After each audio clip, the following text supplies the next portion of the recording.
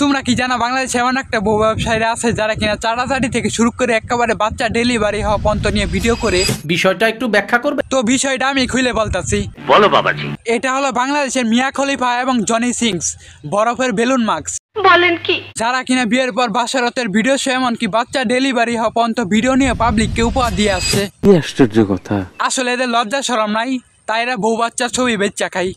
তোর কপালে জুতার বাড়ি হারামি। এদের চাড়াচাড়ি ভিডিও এমনকি এরা দৈনন্দিন জীবনে যা যা আকাম কুকাম করে সব পাবলিকের সামনে লিঙ্ক হিসেবে পেস্ট করে। প্রেগন্যান্সির এই খারাপ সময়ে নিজের পাশে নিজেকে ছাড়া আর কাউকেই পাইনি। এই সবকিছুর পরও কিভাবে এত রিল্যাক্স থাকি জানেন? আমার কনফিডেন্স স্ট্রেস মার্কসের এই ক্রিমটি। এরা হলো বাংলাদেশের 1 নাম্বার কাপল যারা কিনা 3 মিনিট 21 সেকেন্ডে বাচ্চা ডাউনলোড দিয়ে ফেলাইছে।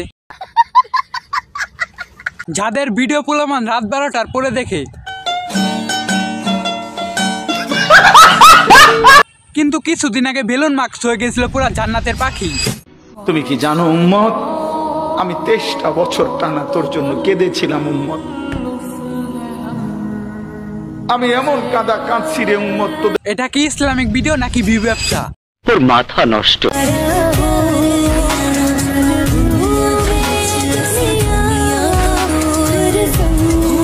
বাচ্চা হয়েছে ভালো কথা, এটা নিয়ে ভিডিও করার কোনো মানে হয় না।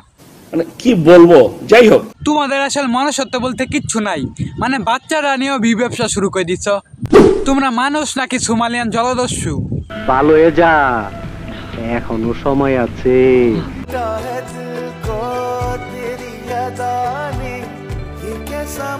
এরা টিকটকার, এদের পরিবর্তনে কোনো যায় আসে না। এরা এই ফোরহেজগার, এই টিকটকার, এই আবার শয়তান। অবশ্যই একটা কথা বলতে চাই। বলো বাবাজি। তোরা যে বাংলাদেশে কতটা পরিমাণ আবর্জনা তা তোরা নিজেরা বুঝবি না। জাহান্নামী জাহান্নামী জাহান্নামী জাহান্নামী।